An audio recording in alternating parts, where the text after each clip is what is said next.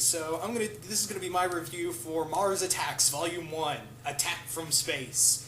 Now, this comic was written by John Layman, who most of you guys would know from his very popular image titled Q, which I absolutely love. And the artwork's done by John McCreera. Hope I'm saying that last name right. Anywho, Mars Attacks is pretty much IDW's newest comic. I've done now. Most of you guys know that I love the IDW Mars Attacks IDW miniseries, and they've been doing some other stuff. And I can't wait to read Mars Attacks Judge Dredd when that comes out in trade. But I decided, you know what? I want to check out Mars Attacks its own title. You know, I really want to check out the Mars Attacks solo series by John Layman. And you know what? I like it. It's actually a lot of fun. It is ridiculous. If you've seen now.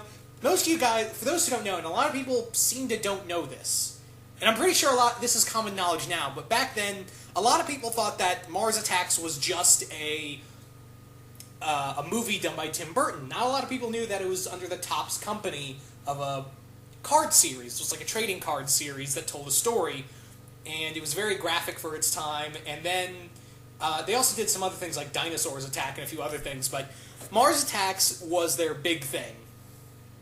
And I'm pretty now. If you know the Topps book, the Topps card series, or you've seen the movie, I think you could. If you're a fan of the Topps book series or the movie, I think you'll enjoy this. I think if you don't have a lot of knowledge of the trading card series, that's fine. It kind of goes off in its own story. If you're a fan of the movies, you'll love Mars Attacks.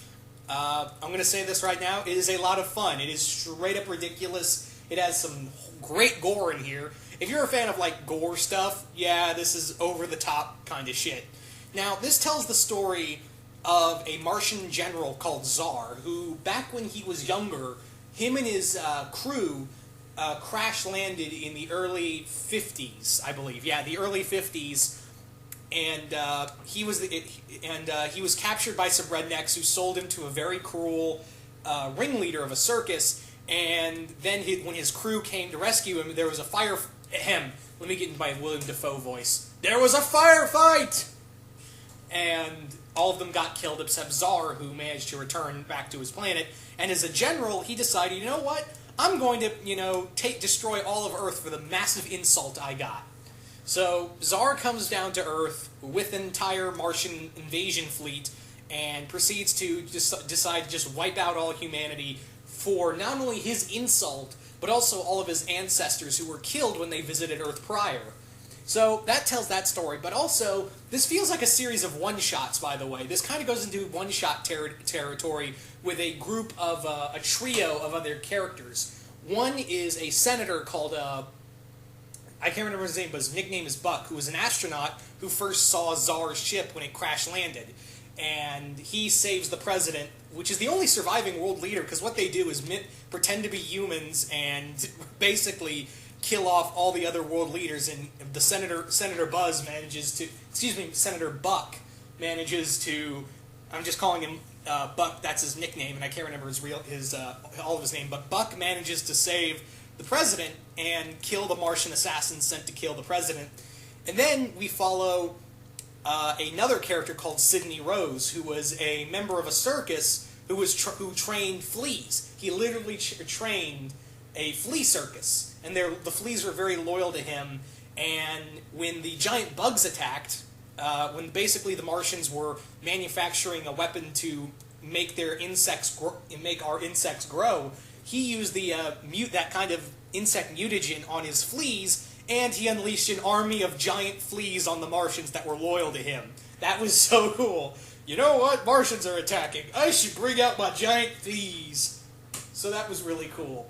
And finally, our last character was a Aztec warrior who was kidnapped by the Martians so long ago. The Martians basically kind of made him immortal. They would freeze him along with all the abductees they would abduct over time.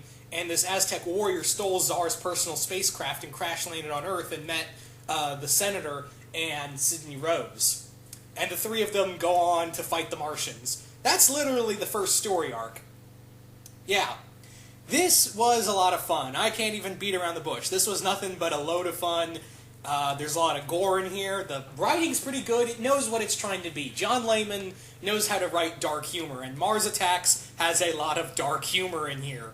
And I'm pretty sure...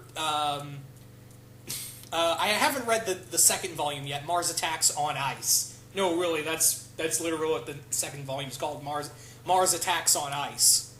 But like I said, if you're a fan of like the movies, or you knew about the Topps Comics cards, I'd say pick this up. Or if you don't need knowledge of either. You really don't need knowledge of either to read the IDW Mars Attacks. If you're curious about reading something fun and dark humor and gore, if you're into like the bloody stuff, go ahead. This is a lot of fun.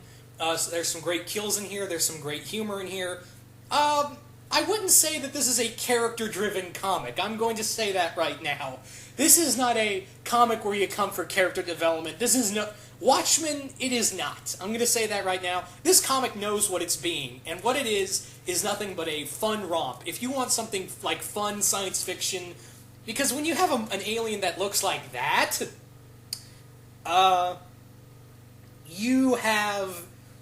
You pretty much said, hey, this comic book is nothing but shut your brain off fun.